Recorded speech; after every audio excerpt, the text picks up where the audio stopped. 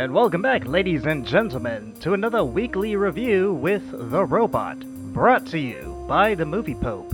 And here he is, bolts and nuts akimbo, The Robot. Welcome to November, one and all.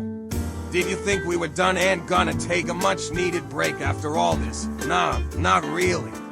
Just as with October, where we focused on horror-related movies, this month it's all action.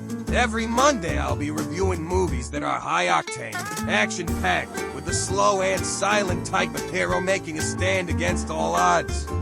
And, starting on November 23rd, I'll be kicking off the Advent film series running all the way to December 23rd. During that time, before you go to bed and dream of Christmas, I'll be doing a short review of a Three Stooges movie, primarily focusing on the classic lineup of Moe, Larry, and Curly.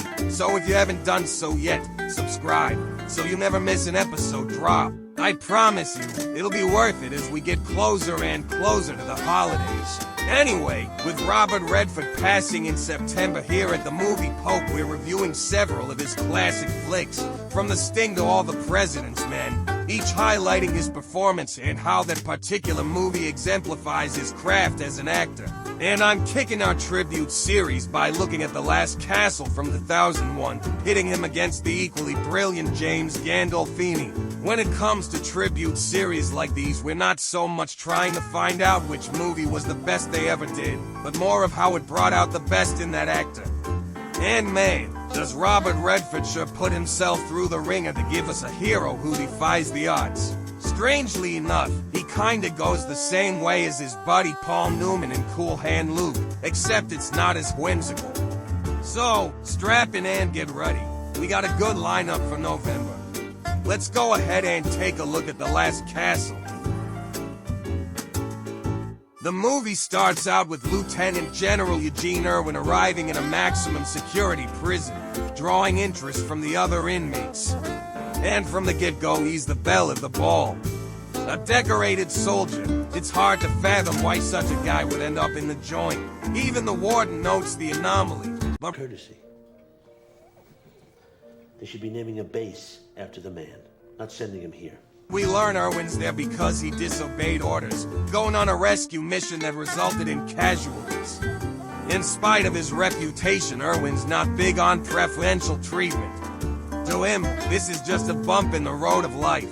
However, when he sees just how bad things are, he finds himself drawn into the conflict, culminating in an elaborate scheme to take over the prison. They're not doing it because they want to turn at running the castle, but to make Colonel Winter look incompetent and thereby grounds for dismissal.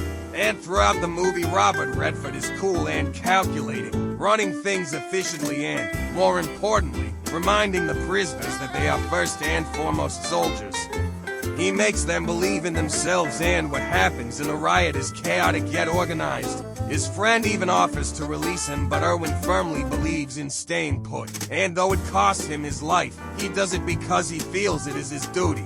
Truly, a soldier to the very end. The warden, Colonel Ed Winter, is king of the castle. Well, prison, but he keeps calling it his castle, so why not? Winter is pretty much living like he was Louis XIV, from playing classical music to being waited on hand and foot. It's tacky, really. Furthermore, this is a man who's strutting around with his rank but never having seen the chaos of a battlefield and therefore hasn't paid his dues, as it were. And Irwin is quick to point that out. It's like Toto pulling back the curtain to reveal an old man or showing the emperor's got no clothes. And that really gets under his skin. When Irwin starts commanding the inmates and garnering their respect, he loses it. There have been previous inquiries into Winter's so-called mismanagement, but he's always come out clean. Irwin's mission, then, is to make the charges stick, and he does so to his detriment. However, Winter throughout the movie is comically petty and shallow, which is a shame because had he been given more depth, he could have come off as a perfect foil to Irwin, rather than just being a commissioned officer who is resentful he never saw combat. There's a lot of back and forth going on here. Winter is pretty much apparent in his motives and routine. Irwin, on the other hand, is gathering intel, Even Yates, who's ostensibly opposed to Irwin, ends up playing Winter like a fiddle. Irwin is a step ahead of Winter and plans everything down to the last detail. So when the riot erupts, Winter realizes he totally miscalculated.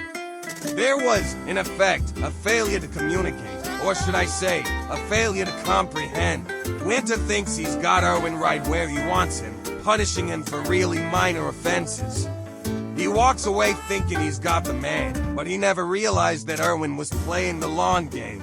As I said before, Irwin, through his actions, earns the respect and loyalty of the prisoners.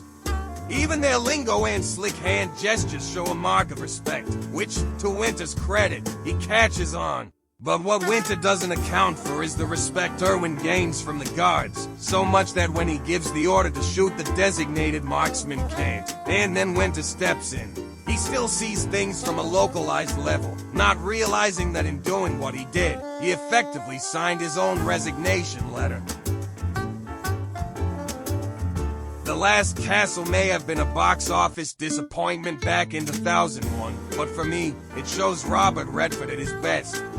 As I said earlier, he's channeling Paul Newman as Lucas Jackson, but he does it his way. Newman always had a devil-may-care attitude about it, smiling even in the face of danger. Redford, as Irwin, puts on a stoic demeanor, but it doesn't detract but adds, giving us an alternative as to how the system can and ought to be challenged when it's being heavy-handed. Furthermore, I love the chemistry between him and James Gandolfini. He's someone who earned his rank and respect by his deeds, whereas Winter is all talk but no game. Redford is strong yet subdued, showing off the calm in the heat of battle, proving why he's the man he is. More than that, the prisoners, who have been dehumanized and degraded for so long, love him because he makes them love themselves. Regardless of status or age, when you put on the uniform, you feel a certain way, people perceive you in a different light. And Irwin reminds them that, even in Slammer, they are still soldiers and treats them as such. It's rather sad, though, that he never gets a chance to meet his grandchild, but what he does definitely leaves an indelible mark on both the place and the people. So, regardless of what the critics say, this is a movie I dig. It's Redford displaying an avuncular side that gets to me every time, and with his portrayal as General Irwin, I would definitely go to hell and back for that man. Thanks for watching, and if you don't mind, please leave us a like, it helps a lot. And while you're at it, subscribe so you never miss an episode drop. This is the Robot signing off.